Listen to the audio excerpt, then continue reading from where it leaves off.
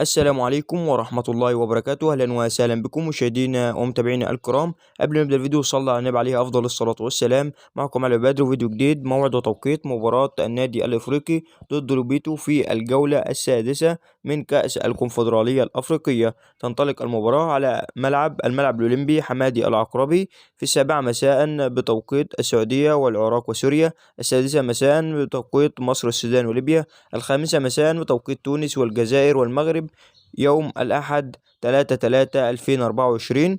القناة نقل مباراة قناة بين سبورت 6 بتعليق المعلق نوفل باشا.